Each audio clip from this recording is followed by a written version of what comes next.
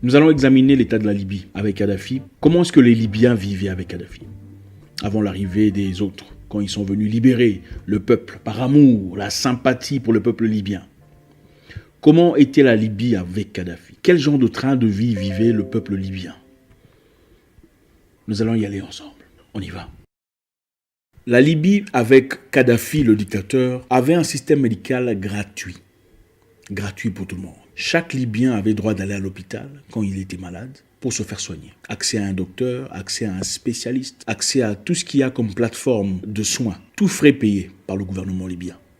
Peu importe les conditions, peu importe les difficultés, peu importe la nature de la maladie, chaque citoyen libyen bénéficiait d'un droit légitime aux soins médicaux adaptés à sa condition. On dit que la Libye avait le meilleur système médical dans le monde arabe et en Afrique.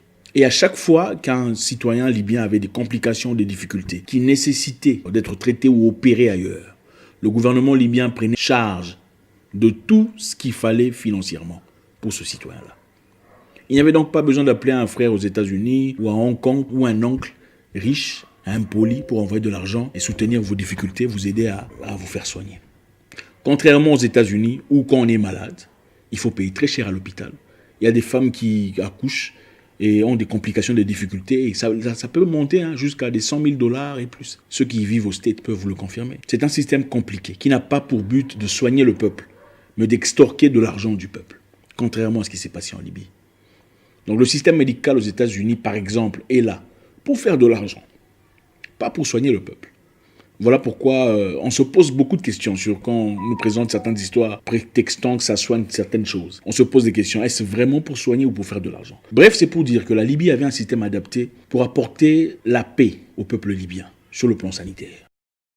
La Libye avait un système scolaire gratuit, c'est-à-dire primaire, secondaire, universitaire, spécialisation. Peu importe ce que tu désires faire, ta direction, peu importe ce que tu veux faire dans la vie, le gouvernement était adapté et disposé à t'offrir les moyens nécessaires pour y aboutir.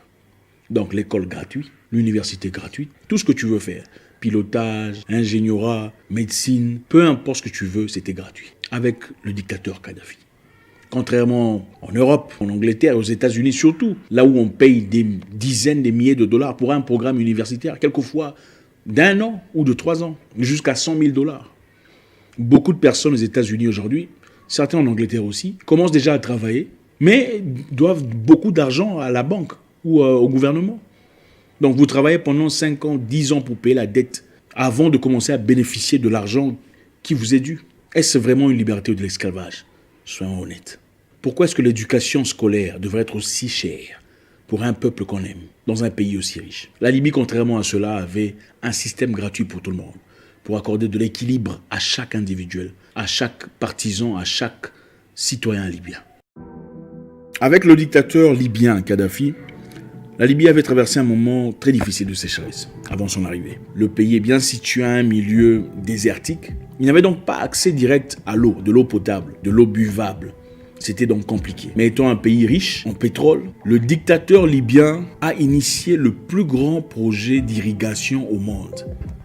Et pour certaines personnes, c'était le plus grand projet architectural jusqu'à aujourd'hui. Donc, pour faire simple, on a créé un programme de tirer l'eau de l'océan à travers le désert. Il en faut combien de mètres cubes de l'océan au désert? On a fait un programme d'irrigation spécialisé pour les Libyens. Et avec ça, il a créé des terres fertiles où le peuple libyen pouvait cultiver des légumes et des fleurs et des fruits organiques. Organique, c'est quoi?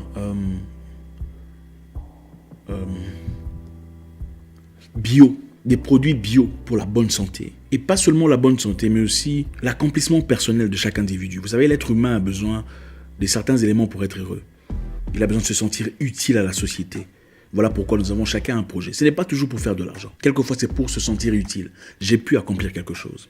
À travers ce programme, ce grand programme d'irrigation, il a permis à ce que les Libyens puissent cultiver des terres qui étaient arides à l'époque, mais maintenant cultivables, avec un programme bio pour la bonne santé. C'était donc fait pas pour faire de l'argent, mais pour créer une population épanouie. Contrairement à ailleurs, où on dit que l'eau n'est pas un droit légitime de l'humain. Il a fallu 40 ans de travail pour conclure ce grand projet d'irrigation. 40 ans de travail dur, acharné pour permettre à chaque Libyen d'avoir de l'eau potable et chaque fermier de travailler aisément dans des conditions appropriées. Seulement pour que les États-Unis viennent et bombardent ce projet avec des bombes faites d'uranium. L'uranium, pour ceux qui savent, c'est l'élément nécessaire pour fabriquer une bombe atomique. C'est ce qui a été fabriqué pour la bombe atomique à Hiroshima et Nagasaki. L'uranium qui a été tiré de la République démocratique du Congo. Pendant la dictature de Kadhafi, entre parenthèses, à chaque Libyen désirant devenir fermier, on donnait une maison gratuite, un terrain gratuit, des animaux gratuits, des semences gratuites. Donc, on donnait tout ce qu'il y a, tout ce qu'il faut pour un fermier de démarrer, de commencer son travail gratuitement. Et on lui accordait un expert pour conseiller, pour le diriger, pour l'aider à voler de ses propres ailes, gratuitement. Et qu'est-ce qu'on demandait en retour? Rien. Qu'il produise simplement de quoi manger à la population. Voilà comment vivait difficilement dans ce régime méchant de Kadhafi, un régime qu'il fallait essentiellement effacer, éradiquer, changer. Contrairement à ailleurs, en Occident, ou d'ailleurs aujourd'hui, on est en train de pousser les peu des fermiers qui restent, les fermiers indépendants, hors du business. Parce que les grandes entreprises veulent prendre le monopole du marché. Ils veulent toutes les fermes, ils veulent être les seuls à produire de quoi manger, ils veulent être les seuls à posséder des grains de semences, des grains qui seront bientôt, qui sont déjà génétiquement modifiés pour vous donner de quoi manger, tel que eux désirent. Donc on veut garder un certain groupe de personnes, une ou deux grandes entreprises pour s'occuper de la nourriture de tout le monde. Une entreprise qui est gérée aussi par qui développe des grains génétiquement modifiés. Et on s'étonne pourquoi les gens meurent de diabète aujourd'hui, des maladies qui étaient presque inexistantes dans le passé, de cœur, de problèmes de tension, de problèmes d'obésité, de changements de comportement causés par la nutrition. Les Libyens ne vivaient pas dans ces conditions-là. La nourriture libyenne était bio. C'était la spécification. Et on ne demandait pas d'intérêt. Aujourd'hui, on n'a même pas le droit. Aux États-Unis, dans beaucoup d'États, si vous plantez vos tomates, on vient vous arrêter. Vous plantez vos tomates dans votre jardin. Bio. Si on découvre, on vient vous arrêter. C'est ça la liberté. Continuons notre histoire avec notre dictateur libyen. En Libye, à l'époque, avec le dictateur libyen, chaque femme libyenne qui donnait naissance à un enfant recevait $5 000 venant du gouvernement. Gratos. Félicitations madame, c'est un beau bébé. Voilà $5 000. Comme ça. Pourquoi? Comme ça. Parce qu'il y avait assez de richesse pour tout le monde. Assez de pétrole pour prendre soin de tout le monde. En plus de ça, on ne payait pas le taxe. Beaucoup de gens, surtout aux États-Unis, souffrent du taxe. Aux États-Unis, en effet, quand on atteint un certain niveau, on commence à on vous taxe jusqu'à 45% de vos revenus. Beaucoup de gens que vous voyez là, $5 millions, mais en effet, il a payé 2,5 millions. Donc, il ne compte même pas, on le paye $5 millions, 2,5 millions, il part déjà chez machin, pour n'avoir rien fait. Voilà pourquoi vous verrez beaucoup de sportifs qui font des performances aux États-Unis vivent ailleurs. Ils sont enregistrés, en tout cas s'ils ne sont pas américains, ils sont enregistrés ailleurs. Ils préfèrent partir là-bas, faire ce qu'ils ont à faire, être payés ailleurs. Sinon, rester là-bas et avoir 50% de son argent retiré comme ça, au nom de quoi, je ne sais pas. En Libye, ils n'étaient pas sujets à cette forme d'esclavage non justifiée. Voilà ce qu'était la vie avec le dictateur libyen.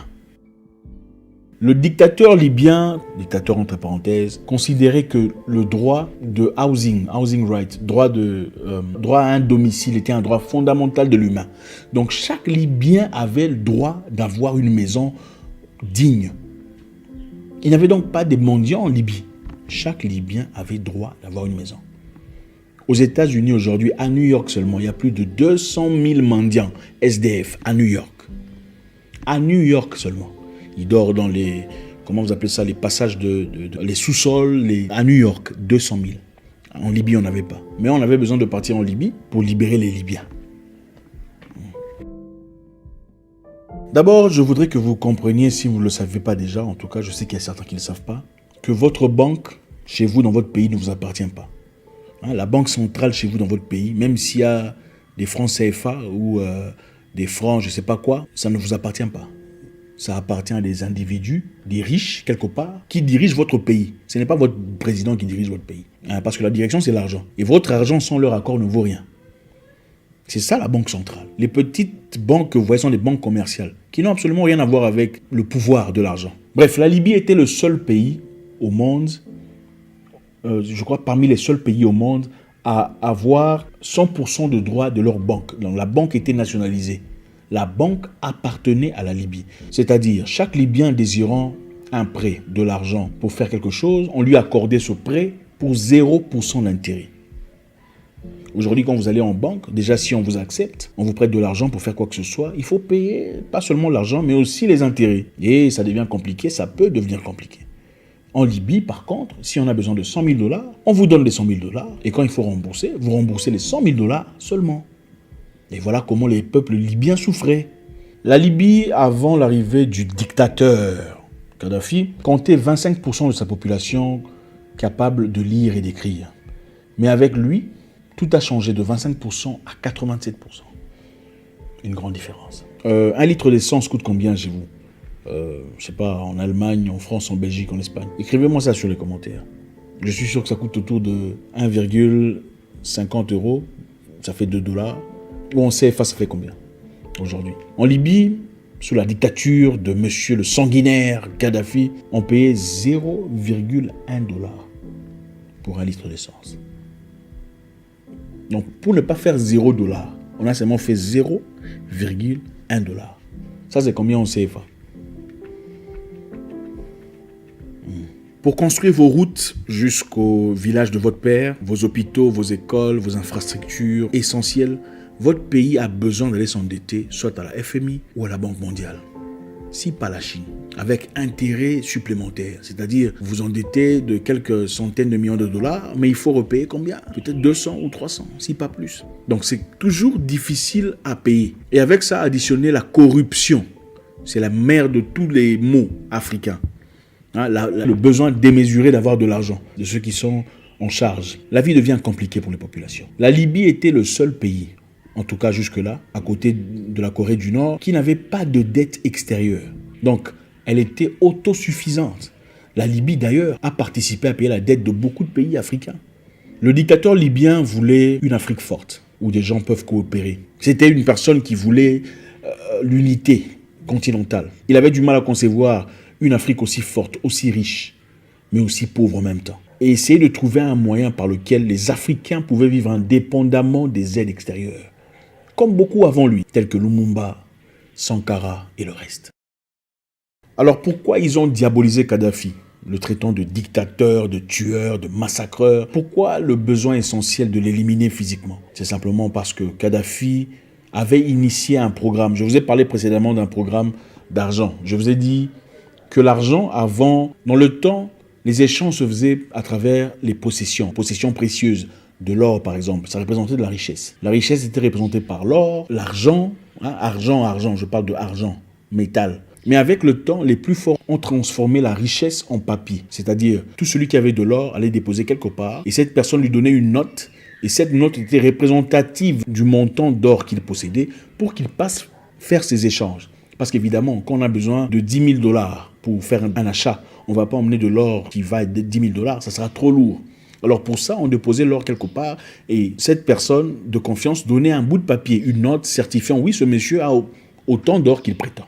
Donc vous pouvez faire vos transactions. Mais progressivement, les États-Unis ont éliminé ce principe de couvrir de l'argent avec l'or. Parce que chaque pays, il y a cela plusieurs années, avait autant d'argent en circulation que de l'or qu'ils ont en possession. Mais quand les États-Unis ont bloqué ce fait, ils ont dit à partir d'aujourd'hui, on va imprimer autant d'argent qu'on veut, même si on n'a pas l'or pour le soutenir. Le système commercial, le système monétaire a complètement changé. Les riches sont devenus plus riches parce qu'ils pouvaient imprimer de l'argent sans avoir l'or. Les pauvres sont pauvres parce qu'ils attendent que vous imprimiez de l'argent et vous leur envoyez. Alors Kadhafi étant contre cela, il a proposé le dinar, une monnaie faite d'or pur. Il a proposé que les transactions entre Africains ne soient faites qu'en dinars. Et tout celui qui désirait pétrole africain, le pétrole libyen, devra l'acheter en or, en dinars.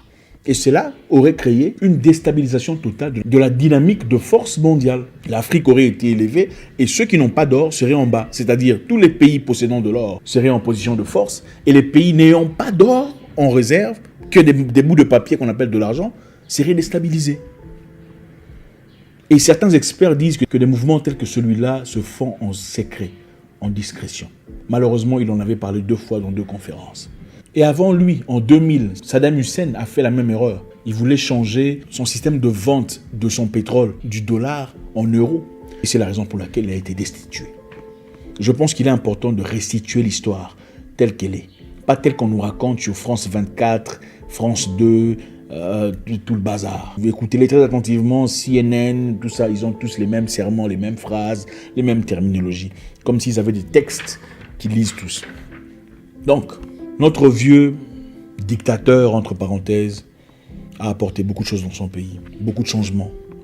C'est à vous de juger, je ne vous dirai pas. L'éducation gratuite, l'école gratuite, la santé, un programme d'irrigation, il a présenté de l'eau gratuite venant de l'océan. Personne n'a fait cela gratuitement. Le monde occident est basé sur l'argent, les intérêts. Même l'esclavage était basé sur le capitalisme. Il était une question d'utiliser des pauvres noirs pour faire un travail, pour produire du sucre, du coton, pour que certaines personnes s'enrichissent. C'est ça la mentalité. Même le système de zoo où vous prenez un lion de la forêt, vous le mettez de cage, hors de sa liberté. C'est pour les avantages de qui? D'un monsieur capitaliste quelque part assis avec son gros ventre en train de siroter du champagne. On dépouille le lion de sa liberté. On le met dans une cage pour les avantages de quelqu'un. Et beaucoup d'Africains acclament, disant que c'est une personne qui a réussi sa vie. Il y a des façons de réussir sa vie dans l'honnêteté, dans la pureté. Mais on n'aime pas ça. On ne veut pas des gens libres. On ne veut pas des gens qui ont la santé gratuite. On ne veut pas des gens qui travaillent sans taxes. On ne veut pas des gens qui ont accès au carburant gratuit ou au moins cher. On ne veut pas des gens qui ont 5 000 $ pour avoir fait un bébé. On ne veut pas des couples qui ont un appartement gratuit venant du gouvernement pour s'être mariés. On ne veut pas ça. On veut un monde d'esclaves, sans le dire. Une prison à ciel ouvert. Je pense qu'il est important que les Africains le comprennent. Des gens forts que nous voyons venir. Merci à vous.